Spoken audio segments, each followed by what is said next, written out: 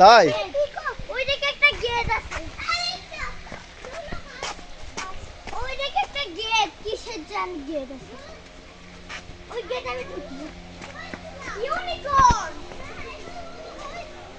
এটা ইউনিকর্ন না, এটা হইছে না, এটা ইউনিকর্ন, এটা হচ্ছে হুজ ফ্লাই, এটা এটা ফ্লাই করে। আমি বিশাল জাম্প জাম্প জাম্প। এটা কি?